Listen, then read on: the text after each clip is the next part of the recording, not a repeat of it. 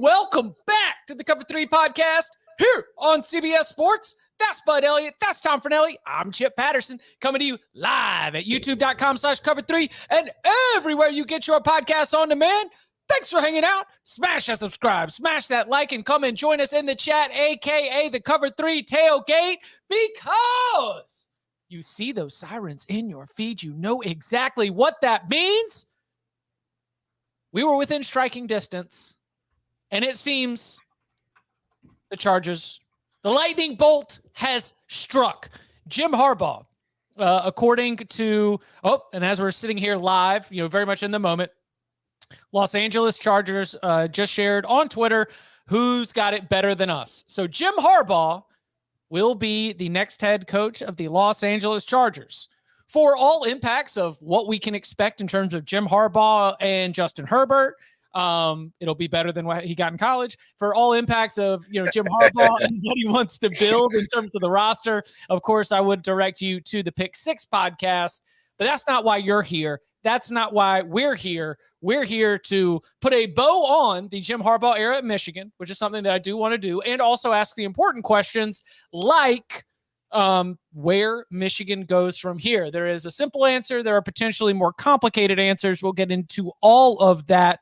Tom, the entire Jim Harbaugh tenure at Michigan, how would you describe, like if you had to simplify I'm so sorry. I didn't want to hit you with something like this, but if you were to simplify or boil down the Jim Harbaugh era at Michigan, how would you describe it?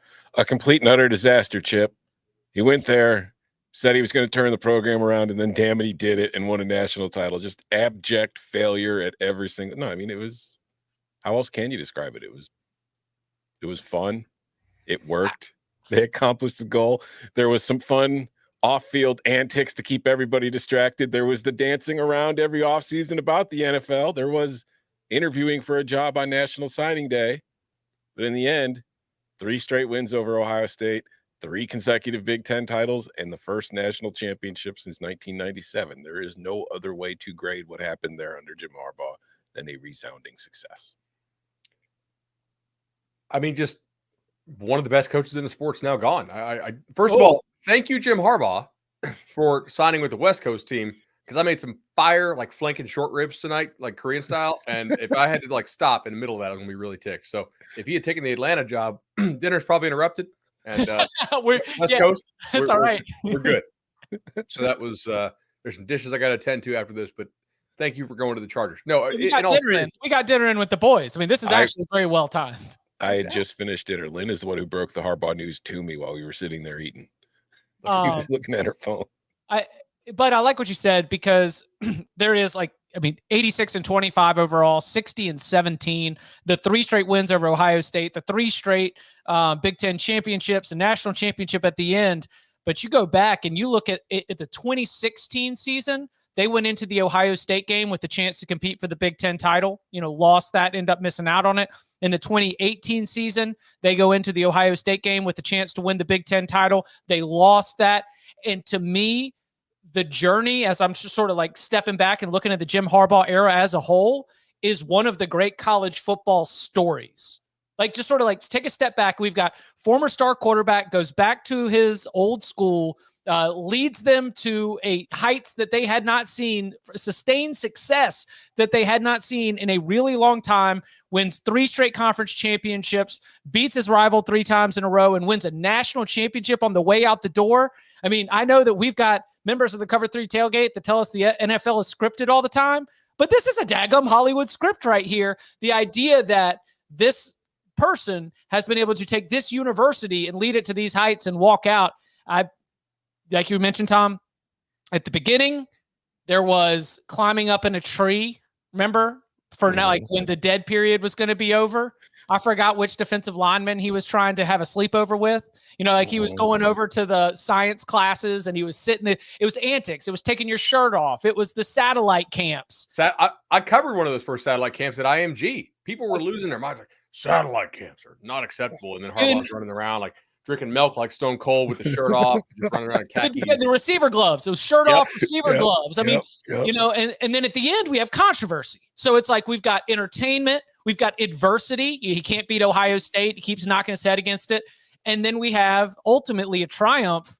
I mean, there is the controversy at the end of it, but I think all of it makes one of the great stories, and he will be a figure in the way that we tell the tale of this era of college football. And so as somebody who really enjoys college football, just for how much of a human sport it is, Jim Harbaugh was not sanitized like a lot of college football coaches, and I appreciate him for that. He often wouldn't give you what you wanted in an interview, but he would say something somewhat interesting or off the wall, which was, at times pretty entertaining. I mean, it's also if you think a guy has a good track record, it's a good reminder of, let's remember why you hired the guy.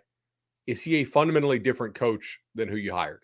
Like, as a person, have his abilities changed, right? Is there a real reason to lose confidence in him? Because, I mean, they were getting whipped at times, and they looked bad. Like, that COVID season obviously was really bad. And he makes a couple changes on defense, gets a D coordinator from his brother, and they hit on a quarterback and natty. So, yeah, I just, one of the special guys in our sport, it's gone. It sucks. Before we get to, where it goes from here, here's what we know about the Michigan side of things. We know that Michigan had a very lucrative offer on the table to be able to contend with what they were very much expecting to be offers from the National Football League.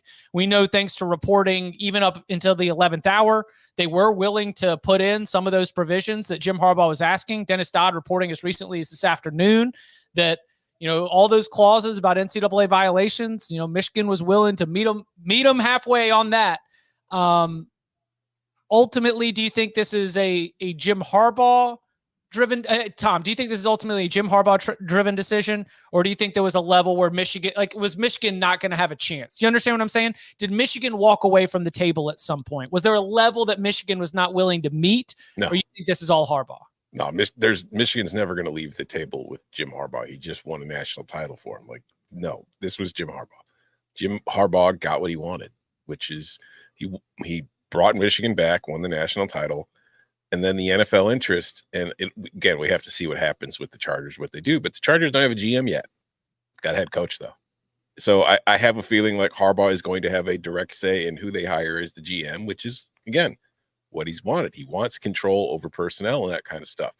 So no, this is Harbaugh. He's now won a national title at Michigan. He's coached in a Super Bowl, but he hasn't won a Super Bowl. So now he gets to go to the NFL where he came close to getting one, and now he can try to do that. And he's stepping into a situation where they've got the QB in Justin Herbert. So it's not like a complete and total overhaul. This could be a quicker fix where he just kind of brings a toughness in along the lines of scrimmage like he has everywhere he's gone that you could argue maybe the Chargers haven't quite had in recent years. Let's, as we're here, we'll get to, let's go a little bit more, but Jonathan Jones, I'm just giving you live up. We've got so many people hanging out live. I'll give it to you as we're getting it. Jonathan Jones, CBS Sports reporting, presumed successor Sharon Moore has made calls in recent weeks to fill his staff in preparation for Harbaugh's departure. That tells me, A, obviously the Sharon Moore part of this, but B, that Harbaugh's probably also going to have some members of that Michigan staff with him in Los Angeles, right? Most people expect Minter will be following him, yes. And probably his brother. And gotta be his brother, I'm sure. Yeah. There is no reason why Jay Harbaugh should. Hey, listen, I don't know Jay, but I'm just saying there's no reason that Jay Harbaugh should be staying, especially with Jay Harbaugh as documented in reports as one of the primary contacts for Connor Stallions. I wouldn't stay in the NCAA's jurisdiction. And somebody just mentioned this in the comments. People have often wondered why Jim Leonard hadn't taken a job yet this offseason. Yeah. Jim Leonard might take this job if he's offered the DC job in Ann Arbor. Hell yeah. They return a ton on defense. Yeah. Son, not brother. I got you. Yeah. Why do you think that Jim Leonard would not or would? I'm saying don't worry. We need to move on from that. We got too much to get to. All right. We did a son-brother slip-up on a family full of coaches, all right? Hey, they're all Harbaughs, all right? There's 7,000 of them. They all look the same. They all sound the same. They all coach football. Yeah, and Tom Crean's obviously the odd one out. Every single time we get this daggum family together. Jeez. What was that? Did you see the tweet from Creed a couple weeks ago? They're like, wow, Creed must have to sit at the kid table for Harbaugh Christmas. And he says, I sit wherever my mother-in-law tells me to. God, he's so good. Don't go back to coaching, Tom. Just stay with us.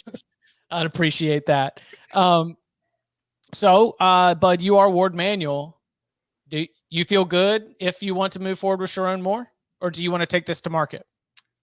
Certainly feel better than I would have had Jim not been suspended, because Sharon Moore coached 4 games for Michigan this year, and did a pretty good job at it. And I think if you're Ward Manuel, like, you do work for the president, and the president, if we had a Jim Harbaugh podcast, the president of Michigan would be in the comment section like 6 hours before that thing started. So I anticipate that the word and the opinion of Jim Harbaugh, which I assume would be an endorsement of Sharon Moore, given who they chose to be the head coach when Jim was suspended, I would expect that endorsement would hold a lot of weight, right? And so I don't know 100% that it's going to be Sharon Moore, but I would be somewhere between shocked and surprised if it's not. Like, not completely shocked, because of course it's a really damn good job, and I don't know as much about Sharon Moore as Michigan does, because they employ the guy. They should have superior information here as to whether he's a good hire or not. But again, like, sometimes that's not going to work out. Like, Zach Arnett, Mississippi State should have probably known there, and that was a tragic situation. But still, interim guys or internal promotions don't always work. But he's been a good recruiter for them. I think they have a lot of confidence in him as a coach. So I would anticipate it would be Sharon Moore. Yeah. And if it's not Sharon Moore, it's going to be a huge name. Like, Coming a shocking name. Yeah. Coming up on the other side, if it's not Sharon Moore, if Ward Manuel, the athletic director, does want to take the Michigan football job to market, so to speak, see who's out there, see who's interested, who might be some of those names. We've got some suggestions. And what happens to this roster? We just saw what happened at Alabama and Washington. What's the future look like for the Wolverines? That and more next. The biggest event in sports is coming to the entertainment capital of the world. CBS Sports HQ will have you covered every minute leading up to Super Bowl 58. CBS Sports HQ at the Super Bowl, getting you set with all the critical analysis you need. This league is decided by quarterbacks. He showed a lot of character in that moment. Great perspective, Josina. It's the moment you've been waiting for all season long. Ready, set, Vegas. Back here on the Cover 3 podcast again. You see those sirens in your feed. You know exactly what that means. Jim Harbaugh Emergency Podcast. We've been thinking about this show for a long time, but there has not been anything that has stood out to me. I've raced through all the different ways that I want to discuss this, and I missed something. I missed something that only the Cover 3 tailgate could uncover. We are one Steve Sarkisian scandal away from a 500-1 bet cashing between Bud and Tom, as Bud bet Tom that all 4 of the college football playoff participants would have different coaches. We first had Nick Saban retiring. That was 1. Kalen DeBoer then took the Alabama job. Out goes Washington. That's 2. Jim Harbaugh, Michigan. That's 3. Steve Sarkisian did not take another job in this cycle. But if something were to keep him from being the head coach of the Longhorns in 2024, that's a 500-1 ticket cashing for Bud Elliott. Bud's out here filing FOIA requests every single day. Yeah. I mean, we are. Is it complete? This is the school that we had like a monkey scandal. Are we 100% sure that this is done? Well, and this is the other thing is like, I need to be fair to Sark, who is so open about his journey, right? So like, if I was like, well, track record, but I don't think that would be fair. Just I think Sark seems to be rocking and rolling. He's been through a lot. I would not put his past in terms of I would not tie his past to my expectations of what this offseason is going to be like. Now, who looked pretty good in Maize and Blue? Steve Sarkisian, man. I mean, that kind of defense. Like, imagine all the stops you would get at Michigan if they put Sark there, dude. He can run his offense. You're going to get the ball back all the time with that defense. Get Jim Leonard to run it. I mean, Bud's double motivated Yeah. because A, it could be $500, and 2, then we'd have a Texas coaching search. You want to talk about keeping this machine rolling? Dude, Texas seriously. coaching search would do it. All right, an LSU coaching search would do it. I don't know if an Iowa State coaching search would do it necessarily. Kansas coaching search might make things a little bit interesting. But where do you start in terms of just sort of putting together the handful of names, the bucket, so to speak, non-Sharon Moore category for the Michigan job? The Brian Kelly rumors have been out there, but I don't have any actual reason to believe them. Obviously, Lance Leipold at Kansas. Maybe not obviously, because I'm not sure how many folks follow his journey, but he did coach in Michigan for quite a while. So I think you could see him potentially if it's not Sharon Moore. But I think every name that we bring up here, it is couched with the if it's not Sharon Moore, because I think all of us sort of expect that it would be Sharon Moore. He's a proven winner, and I think he'd probably do pretty damn well at Michigan, Leipold, that is. So if I wasn't going to hire Sharon Moore, I think that's who I would go get. Interesting list from ESPN's Pete Thamel. Sharon Moore is the favorite to replace Jim Harbaugh. Other names: Lance Leipold, Chris Kleiman, and Dave Clawson. He adds a note here: Matt Rule and Luke Fickell have been considered amid past Harbaugh flirtations with the NFL. I wonder if they would not be, just based on the timing, right?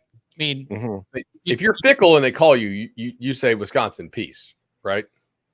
And Matt Rule as well. It's a much better job. Yeah, I know. But go ahead, Tom.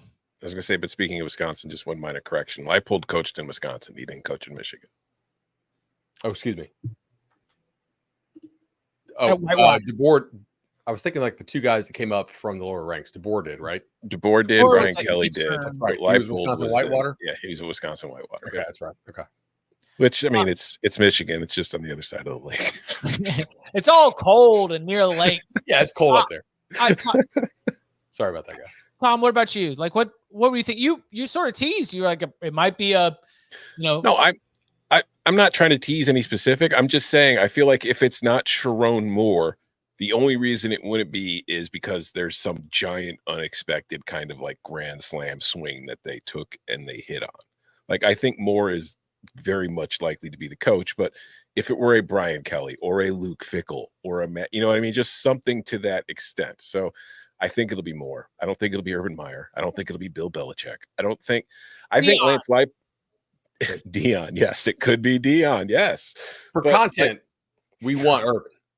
For content, first of all, I can't even do that. I've done Urban Meyer for almost every prominent job that has come open.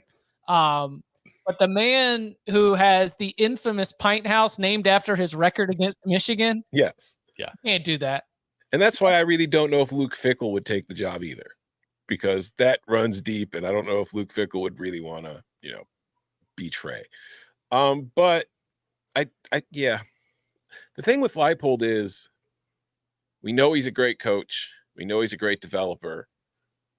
But is he the coach that you want for a Michigan, like a team coming off of a national title? Like, Michigan does not have top 5 recruiting classes every single year. But would you want to bring in somebody like that who might not have the kind of recruiting chops that you're looking for to continue competing at that level, especially now that the way things are going as far as the Power 2 and the playoff expanding? I think it's interesting. A great candidate for Michigan, if I was just to take a step back, it's the guy who just accepted the job in Tuscaloosa. And to go back to, like Bud's sliding doors of all the weird timing of this, like Nick Saban's retirement and Jim Harbaugh leaving for the NFL. When we go back and we crystallize this coaching carousel, they will be included, but they happened at very different times with very different context. And Kalen DeBoer would have been a great candidate for this job. He just took the job at Alabama a couple weeks ago, so it ain't going to happen. So I would I don't have any other names necessarily to add to this. What if like Mike Vrabel took it? Ohio State guy, that ain't going to happen. Also hilarious. Yeah. But also hilarious. Also be hilarious. But Bill another Belichick. coach too, like you mentioned, DeBoer just took the Washington job. The guy who replaced DeBoer at Washington spent 2 years coaching at Michigan. Jed Fish. So it's you can't do that. You fundamentally you can't do that, right? All right. It's Nick Saban.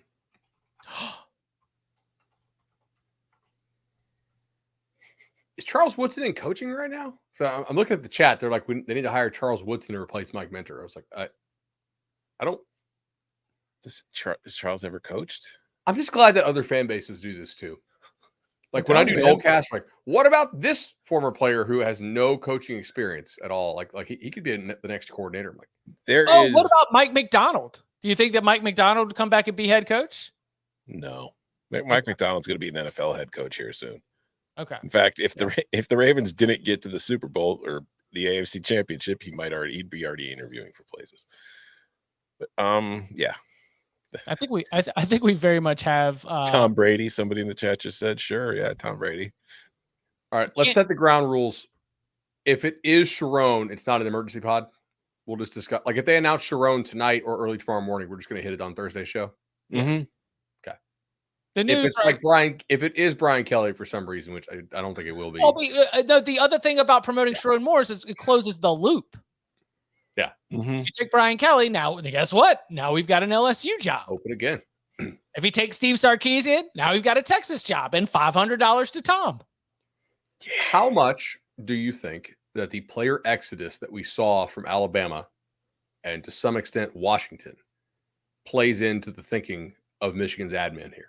Because if you are this late in the coach game, you get that 30-day window to open. Now, granted, Bama mistimed the heck out of this because a lot of schools still had an enrollment window open, whereas now for a lot of schools, like it's got to be real quick, man. It's hard to get kids in now at this point. You can still get it. There's still a couple, but it is fairly difficult at many places. So, like, does that factor in, or because it's so late in the game, do they realize like kids, whoever you hire is going to have what, like 14 weeks before the spring window opens to kind of get to know these guys? I think it factors in a little. I think as does the academic year, where you can kind of say that it won't have as large of an impact. But I don't think Michigan is quite the same situation as like Alabama and Washington, because Michigan is Michigan. Alabama is Alabama, but Nick Saban is bigger than Alabama, if that makes sense.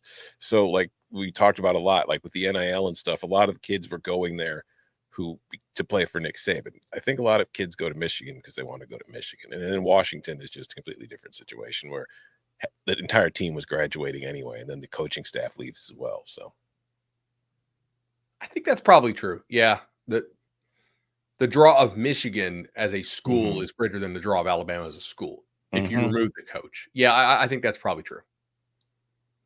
I think that it would be irresponsible not to give Sharon Moore an advantage if you thought for sure, based on your conversations with everybody, that him sticking around would be the linchpin in holding the key pieces of the roster together for 2024. A roster that's already going to lose 12 NFL draft picks. Roughly, yeah. I mean, more. My bet would be double digits. You give me 10.5, I'm taking the over. And while they are bringing some back, I think that this is going to be, like you mentioned, a roster that while their recruiting rankings might be one thing, I bet you if 24/7 Sports Transfer Portal team has to re-rank a lot of these guys, they're going to have better rankings than they did coming out of high school, just because the player development, both in terms of like the physical side and the teaching side, have just produced better players at Michigan. I mean, it's been really, really good player development, something we've talked about a lot on here. So yeah, I would give Sharon Moore, if we were putting together a score, like a candidate algorithm, I would boost Sharon Moore's rankings if I did truly believe that keeping him was going to help keep the roster together. And I believe it would probably give you a better chance than if you did an outside hire. The one thing to look for here is, and you can message internally regardless of whether you make it official. Like you could have no cell phones meeting, but it's Sharon guys type thing. Right. Some state schools require the job to be like posted or listed or whatever it is for a certain number of days. So I don't know what Michigan state laws are on that. And I mean, as the head coach, you can probably get something. You could probably get a waiver through, especially because it's Michigan. But it's another factor to consider here too is like Nick Saban probably wasn't sharing with his roster that he was retiring. Kalen DeBoer wasn't sharing with his roster that, hey, if Alabama comes open, I'm out the door. Jim Harbaugh to the NFL rumors have been a constant for years. They were sitting at the press conference after the title game, J.J. McCarthy and Harbaugh, And Harbaugh gets asked about the NFL at the conference, and McCarthy starts cracking up because they all knew this was a possibility. They've discussed it. It's been open. So I feel like if guys had ideas to transfer or go to the NFL because Harbaugh was leaving, they've already made that decision. Man, if it's Sharon, think about wasn't he pretty heavily considered for Purdue? And now a year later, you're a national champion and you could be the head coach of Michigan. Mm-hmm. You're going to get rich either way, but one, you have a much better shot of coaching there for more than 4 or 5 years. It's a good gig. I bet you. I bet you Sharon Moore. Spread. I bet you Sharon Moore is going to look back at those series of decisions that were made in that coaching cycle. He's gonna be very happy with how it worked out. I would say so. We'll see. What other threads here do we want to pull on before we get out of here? I did see one comment. There was one comment in the tailgate that said that compared it. Kevin says a lot of Michigan's players may stay because they'll embrace more like Notre Dame did Marcus Freeman if Moore was promoted. I don't remember specifically what the environment was like around Notre Dame's roster. I don't remember a rating. I don't know. I guess we credit Freeman as a part of being able to help keep that together. There was a rally around type thing when Kelly left, and the narrative was, I think it was a factual narrative that a lot of the players really liked Marcus Freeman. They got along with him well. He was involved with at least some of the young guys' recruitments, and I mean, obviously, he's pretty qualified. So I would assume Sharon Moore does in that way sort of play a similar role. And he's been the head coach in big games. Yeah. All time blends together for me at this point. Was the transfer rules even in place then? Could they freely have transferred after Brian Kelly left? The portal was open. I don't know if you had the one-time transfer waiver. That's what I'm saying. I don't know if that I can't remember when that was in. It's all. And did you have the 30-day? I don't know if you had the 30-day window. So our expectation is that while some players may leave, it's not like we're going to see anything close to a roster being rated here. And the coach is not going to take his players to a new school. And also they want to come back and do it again. Yeah. Like you just won a national title. You want to see if you can do it again. So I don't know. Here's a question for you guys. Obviously, Nick Saban's the greatest college football coach of all time. He won all those national titles. Other coaches have won a whole lot more titles. If Jim Harbaugh goes to the NFL and wins a Super Bowl, and he's a head coach like Pete Carroll, who has a Super Bowl ring and he's got college football national title rings, where do you rank him as a college football coach of all time? One spot ahead of Pete Carroll.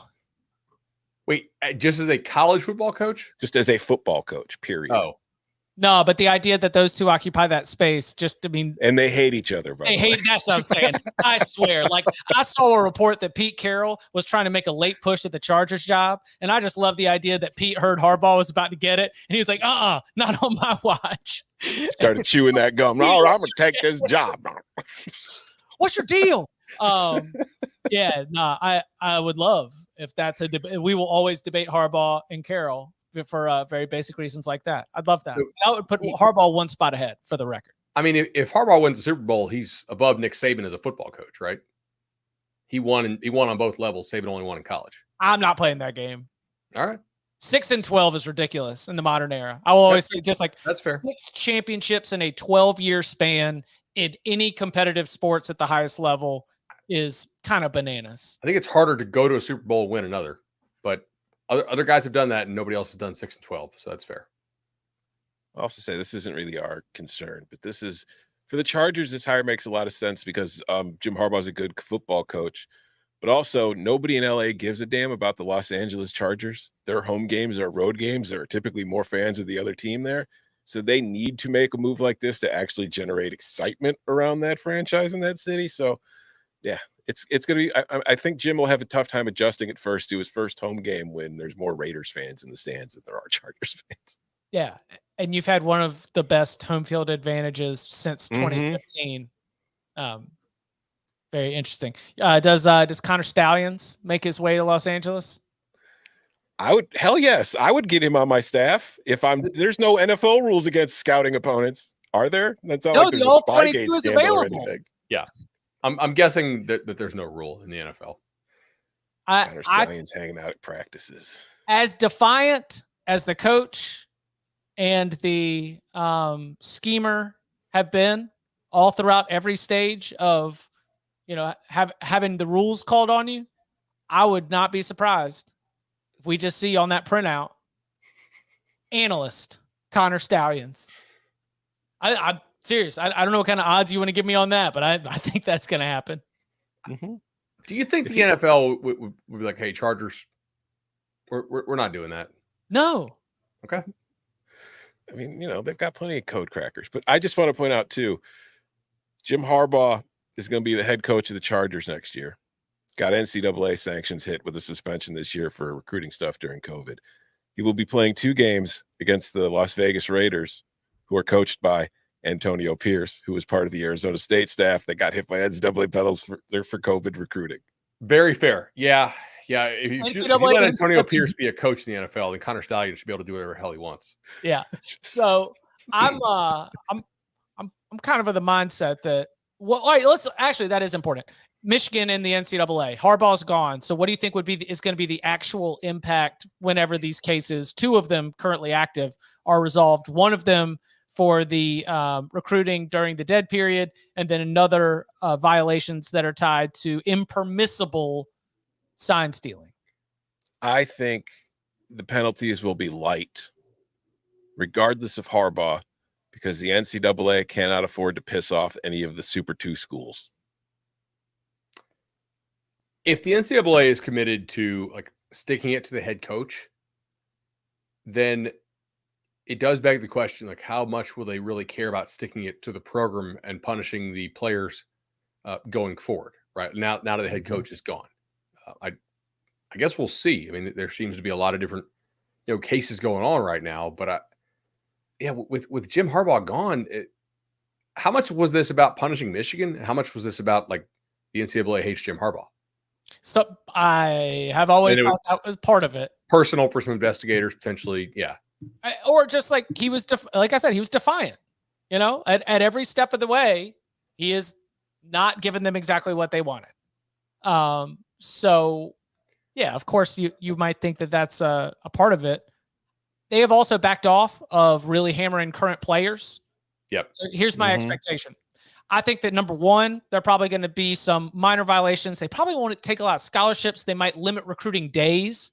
There's always like how many staff can be on the road for how much time. Maybe they limit some scouting, something, just so there's some tit for tat in terms of the Spygate stuff.